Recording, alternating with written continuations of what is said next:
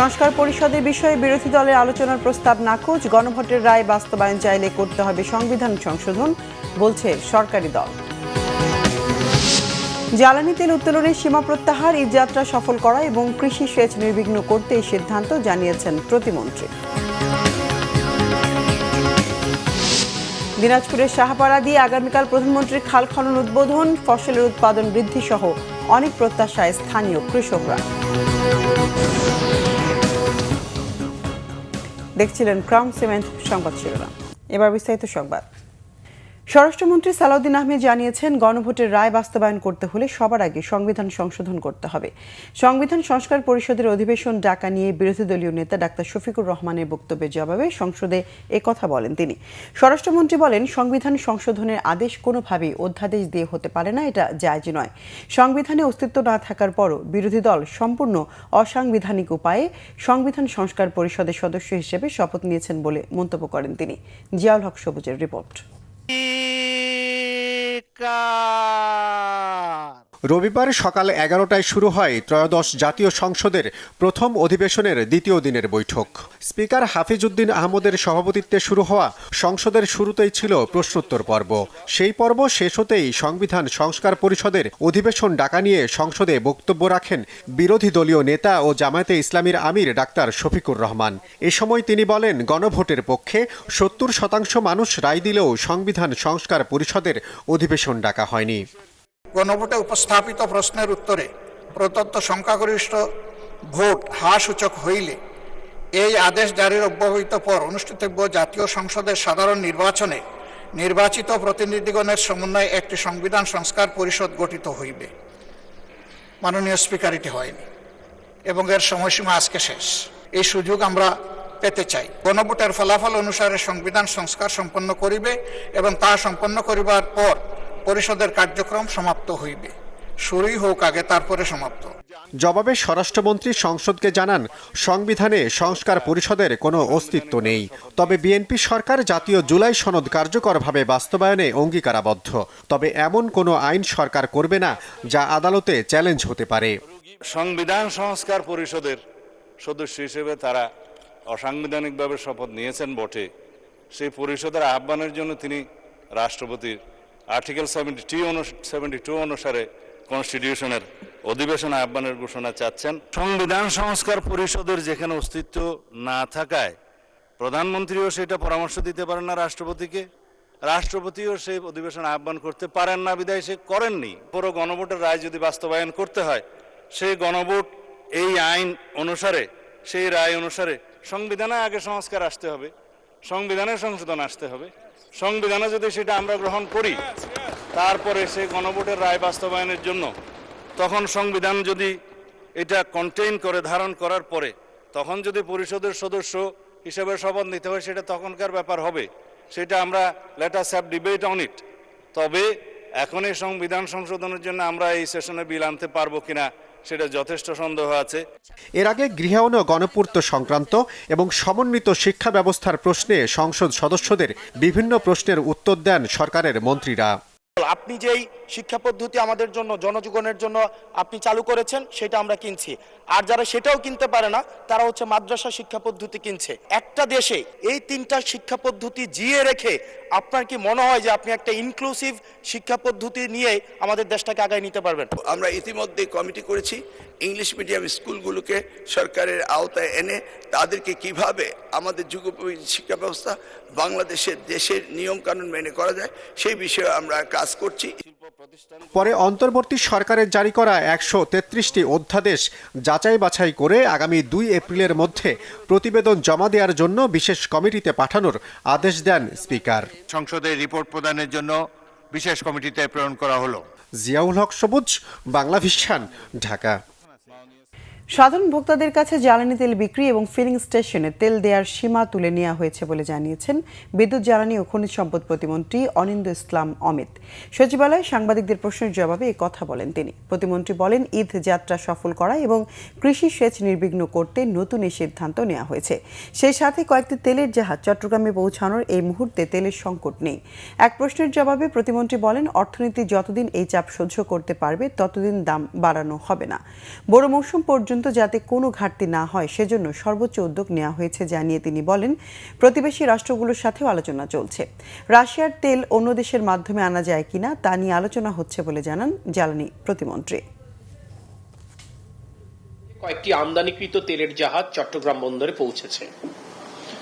জনগণের ঈদ যাত্রা নির্বিঘ্নে পালন এবং বড় মৌসুমে কৃষকদের প্রয়োজনীয়তা বিবেচনায় জ্বালানি তেল বিতরণে রেশনিং সহ সব ধরনের বিধিনিষেধ তুলে নেওয়ার সিদ্ধান্ত গ্রহণ করা হয়েছে।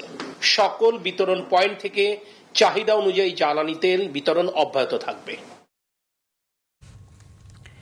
বর্তমান সরকার কন্যা শিশুদের অধিকার বাস্তবায়নে বদ্ধপরিকর জানিয়েছেন ডাক্তার জুবাইদা রহমান। নারীদের জন্য স্নাতকোত্তর পর্যায় পর্যন্ত অবৈতনিক শিক্ষার উদ্যোগ নেওয়ার কথাও জানান তিনি। আন্তর্জাতিক নারী দিবস উপলক্ষে রবিবার রাজধানীর আগারগাঁয়ের মুক্তিযুদ্ধ জাদুঘরে ন্যাশনাল গার্লস গাইড অ্যাডভোকেসি ফোরামের আলোচনা সভা ও সম্মাননা প্রদান অনুষ্ঠানে এসব কথা বলেন তিনি। নারী ও কন্যা শিশুদের জন্য বাংলাদেশকে নিরাপদ রাষ্ট্র হিসেবে গড়ে তোলার আশা ব্যক্ত করে ডাক্তার জুবাইদা রহমান বলেন, নারী এগিয়ে গেলে জাতিও এগিয়ে যায়। অনুষ্ঠানে নারী অধিকার রক্ষায় অবদানের স্বীকৃতি হিসেবে সুরভির প্রতিষ্ঠাতা সৈয়দা ইকবাল মান্থ বানু এবং নারী বিষয়ক সংস্কার কমিশনের প্রধান শিরিন পারভিন হককে সম্মাননা স্মারক দেওয়া হয়। অনুষ্ঠানে মহিলা ও শিশু বিষয়ক মন্ত্রী এজেডএম জাহিদ হোসেন বলেন, নাগরিকরা দীর্ঘদিন অধিকার বঞ্চিত থাকায় এখনো নারীর অধিকার নিয়ে কথা বলতে হচ্ছে। এবং যে জাতি নারী একমাত্র শিক্ষার মাধ্যমে একটি কন্যা শিশু অন্ধকার জীবন থেকে আলোকিত জীবনে পদার্পণ করবে, যোগ্য নাগরিক হিসেবে গড়ে উঠবে এবং বাল্যবিবাহ থেকে রক্ষা পাবে। দেশের প্রতিটি শিশুর উজ্জ্বল ভবিষ্যৎ আমাদের প্রয়াস। ইনশাআল্লাহ আমরা এমন একটি বাংলাদেশ গড়ে তুলব যেখানে নারী ও কন্যা শিশুরা থাকবে নিরাপদ এবং ক্ষমতায়িত। উন্নত চিকিৎসার জন্য প্রধানমন্ত্রীর রাজনৈতিক উপদেষ্টা ও বিএনপি স্থায়ী কমিটির সদস্য মির্জা আব্বাসকে সিঙ্গাপুরে নেওয়া হয়েছে। তাকে বহনকারী এয়ার অ্যাম্বুলেন্সটি রবিবার সকাল 11:37 সিঙ্গাপুরের উদ্দেশ্যে হজরত শাহজালাল বিমানবন্দর থেকে রওনা করে। মির্জা আব্বাসের একান্ত সহকারী মিজানুর রহমান সোহেল জানিয়েছেন, সেখানে সিঙ্গাপুর জেনারেল হাসপাতালে তাকে ভর্তি করা হবে। মির্জা আব্বাসের সাথে তার স্ত্রী আফরোজা আব্বাস এবং বড় ছেলে মির্জা ইয়াসির আব্বাস রয়েছেন। গত বুধবার ইফতারের সময় অসুস্থ হয়ে জ্ঞান হারালে রাজধানীর এভারকেয়ার হাসপাতালে ভর্তি করা হয় মির্জা আব্বাসকে। শুক্রবার মস্তিষ্কে অস্ত্রোপচারের পর বিএনপির স্থায়ী কমিটির এই সদস্যকে নিবিড় পর্যবেক্ষণে রাখা হয়েছিল। শনিবার তার মস্তিষ্কের সিটি স্ক্যান করা হয়, যার রিপোর্ট ভালো এসেছে বলে জানিয়েছেন বিএনপির স্বাস্থ্য বিষয়ক সম্পাদক রফিকুল ইসলাম। ঈদের ছুটিতে ফাঁকা হতে শুরু করেছে রাজধানী। এই সুযোগে অপরাধ ঠেকাতে জোরদার করা হয়েছে নিরাপত্তা ব্যবস্থা। ফাঁকা বাসায় সার্বিক নিরাপত্তা সহ নগরবাসীকে সতর্ক থাকার আহ্বান জানিয়েছেন ডিএমপি কমিশনার। রিপোর্ট ফজলে রাব্বির। ঈদকে সামনে রেখে রাজধানী ছাড়ছেন ঘরমুখ মানুষ। ধীরে ধীরে ফাঁকা হচ্ছে ঢাকা। আর এই সময়টাকে কেন্দ্র করে সম্ভাব্য অপরাধ ঠেকাতে সতর্ক অবস্থানে আইনশৃঙ্খলা বাহিনী। সকাল থেকেই রাজধানীর কমলাপুর রেল স্টেশনে ঈদে ঘরমুখ যাত্রীদের ভিড় দেখা যায়। গত 5 মার্চ যারা ঈদের অগ্রিম টিকিট কেটেছেন তারা যাচ্ছেন বাড়ি। নির্দিষ্ট সময় অনুযায়ী ছেড়ে যায় ট্রেন। আজকে পরিবেশ ভালোই দেখা যাচ্ছে, কোনো বিশৃঙ্খলা মনে হচ্ছে না কোথাও। এত আগে যাওয়ার কারণ এই তো মা বাপ বলতেছে আরো আগে, এত দেরি, এখন আসুস না। গ্রামে তো সবাই আছে, আমার শাশুড়ি শ্বশুর শাশুড়ি আছে, বাচ্চা কাচ্চা আছে, আমার যারা সবাই আছে, ওখানে সবার সাথে একসাথে ঈদ করবো। মানে লাস্ট সময়ে জামজট হবে, যাত্রী যাওয়া একটা হয়রানি হবে, এজন্য আগেই ফ্যামিলি পাড়াই দিচ্ছে। সকালে ডিএমপি মিডিয়া সেন্টারে ঈদের সার্বিক নিরাপত্তা পরিস্থিতি নিয়ে এক সংবাদ সম্মেলনে হাজির হন ডিএমপি কমিশনার। জানান, ঈদ যাত্রা নির্বিঘ্ন রাখতে নেওয়া হয়েছে বিশেষ প্রস্তুতি। রাজধানীবাসী যেন নিরাপদে ও নির্ভাবনায় ঈদ উদযাপন করতে পারেন সেই লক্ষ্যে ঢাকা মেট্রোপলিটন পুলিশ কর্তৃক গৃহীত হয়েছে পর্যাপ্ত নিরাপত্তা ব্যবস্থা। গাবতলী, সায়দাবাদ, মহাখালী ও আব্দুল্লাপুর বাস টার্মিনাল সহ গুরুত্বপূর্ণ জায়গায় বাড়ানো হয়েছে নিরাপত্তা। গোয়েন্দা পুলিশের নজরদারিও থাকবে জোরদার। অতিরিক্ত ভাড়া আদায়, লক্কর ঝক্কর বাস চলাচল সহ নানা অনিয়ম ঠেকাতে মাঠে থাকবে মোবাইল কোর্ট। যাত্রী হয়রানি বন্ধ এবং মাত্রাতিরিক্ত বা অতিরিক্ত ভাড়া আদায় রোধে ইউনিফর্ম পুলিশের পাশাপাশি মোতায়েন থাকবে গোয়েন্দা পুলিশ। এসব টার্মিনালে পুলিশের কন্ট্রোল রুম এবং ওয়াচ টাওয়ার স্থাপন করা হবে। বাসা ছাড়ার আগে দরজা জানালা বন্ধ রেখে গুরুত্বপূর্ণ কাগজপত্র নিরাপদে রাখার আহ্বান জানিয়েছেন ডিএমপি কমিশনার। ঈদের সময় রাজধানী প্রায় ফাঁকা হয়ে যায়। এই সময় অপরাধীরা যেন কোনো সুযোগ সুবিধা না নিতে পারে সেজন্য টহল কার্যক্রম জোরদার সহ চেকপোস্টের কার্যক্রম বৃদ্ধি করা হয়েছে।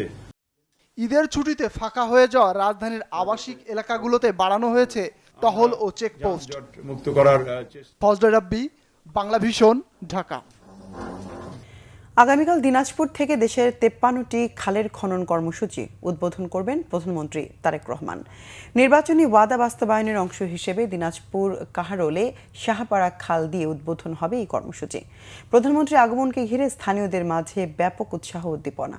স্থানীয় চাষিরা দেখছেন ফসলের উৎপাদন বৃদ্ধির স্বপ্ন। প্রতিনিধি সুব্রত মজুমদার ডলারের তথ্যচিত্র নিয়ে সিরাজুম মুনির শুভর ডেস্ক রিপোর্ট। দীর্ঘদিন পলি পড়ে ভরাট হয়ে গেছে দিনাজপুরের কাহারোল উপজেলার বলরামপুর শাহপাড়া খাল। পানি ধারণ ক্ষমতা না থাকায় স্বল্প খরচে সেচ সুবিধা থেকে বঞ্চিত কৃষকরা। পাশাপাশি অল্প বৃষ্টিতেই দেখা দেয় জলাবদ্ধতা। এমন বাস্তবতায় 12.2 কিলোমিটার খাল খনন কর্মসূচি হাতে নিয়েছে পানি সম্পদ মন্ত্রণালয়।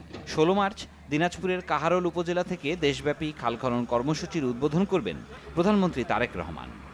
খাল খনন করার জন্য আমরা খুবই খুশি আর কি। আমাদের মৌসুম ক্ষেত ফসল এগুলো আনার জন্য অনেক সুযোগ সুবিধা হতে পারে। ধন্যবাদ জানাই মাননীয় প্রধানমন্ত্রীকে যে এত বড় একটা উদ্যোগ নেওয়ার জন্য। যে আমরা যে সমস্যায় ছিলাম তার মারফতে হক আল্লাহর অশেষ মেহেরবানি যে তার মারফতে হলে আমাদের এই সেই সমস্যাটা জলবদ্ধতা আমাদের দূর হবে। খাল খননের পাশাপাশি শুষ্ক মৌসুমে পানি ধরে রাখতে করা হচ্ছে স্লুইস গেট, কংক্রিটের ব্লক ঘেরা চলাচলের রাস্তা এবং ব্রিজ, যার ফলে এলাকাবাসীর জীবনমানের পরিবর্তন ঘটবে, হবে আর্থসামাজিক উন্নয়ন। সুইচ গেট দিলে আমাদের উপকার হবে, মানে পানিটা আটক থাকবে। তারপরে আমাদের ওই পাশে পানি নিতে সুবিধা পাবো, সেচ দিতে সুবিধা পাবো। ডাঙ্গা মাটি আমাদের বাড়ি ঘরের সমস্যা হবে না। অসুবিধা, নদীটা যাওয়া যায় না, ওই পার ক্ষেত আনতে আনা যায় না, সুবিধা হবে আর কি। অতীতের মেগা দুর্নীতির বিষয় বিবেচনায় রেখে এসব প্রকল্পে স্বচ্ছতা নিশ্চিতের দাবি পানি সম্পদ মন্ত্রীর। আমরা যে কাজটুকু করব সেটা আমরা সবসময় নিবিড় পর্যবেক্ষণে রাখবো। কোনোভাবেই যেন দুর্নীতি এখানে আশ্রয় বা প্রশ্রয় না পায় সেই দিকে আমাদের বিশেষ নজর থাকবে। সম্পূর্ণভাবে জনস্বার্থে আমরা এই কাজগুলো করব, সেখানে আমাদের স্বচ্ছতা আমরা নিশ্চিত করব দায়িত্বশীলতার সহিত। দিনাজপুরে মোট খাল রয়েছে 67টি। এর মধ্যে প্রাথমিকভাবে 38টি খাল খনন ও পুনঃখননের তালিকা দিয়েছে পানি উন্নয়ন বোর্ড, যার মোট পরিমাণ 311.41 কিলোমিটার। সিরাজুম মুনির শুভ, বাংলা ভিশন, নিউজ ডেস্ক। ইরানের সাথে মার্কিন ইসরায়েল যুদ্ধ 3 মাসের বেশি চললে জ্বালানির পাশাপাশি খাদ্য সংকটও পড়তে পারে বাংলাদেশ, মন্তব্য করেছেন পলিসি এক্সচেঞ্জের চেয়ারম্যান ডক্টর মাসরুর রিয়াজ। যুদ্ধের প্রভাব শুধু অর্থনৈতিক খাতে নয়, ভোক্তা পর্যায়ে পড়বে বলেও শঙ্কা তার। রাজধানীর কারওয়ান বাজার বিডিবিএল ভবনে এক আলোচনায় ডক্টর মাসরুর রিয়াজ আরও বলেন, যুদ্ধ দীর্ঘায়িত হলে খাদ্যসহ রেমিটেন্স খাতে এর প্রভাব পড়তে পারে। পোশাক খাত নিয়ে উদ্বেগ প্রকাশ করেন তিনি। সর্বোপরি বাংলাদেশকে যুদ্ধ পরিস্থিতি সামলাতে দেশীয় জ্বালানি খাত সমৃদ্ধ ও সাশ্রয়ী হয়ে চলারও পরামর্শ দেন পলিসি এক্সচেঞ্জের চেয়ারম্যান।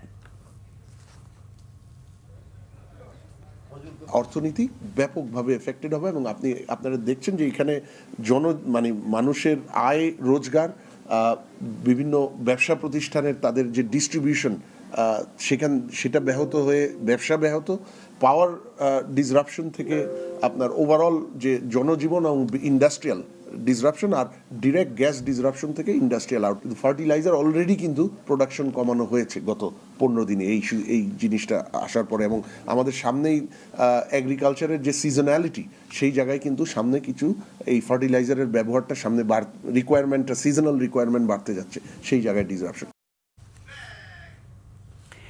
তৃতীয় সপ্তাহে গড়িয়েছে মধ্যপ্রাচ্য যুদ্ধ। প্রতিপক্ষ যুক্তরাষ্ট্র ইসরায়েলের হামলার কড়া জবাব দিয়ে যাচ্ছে ইরান।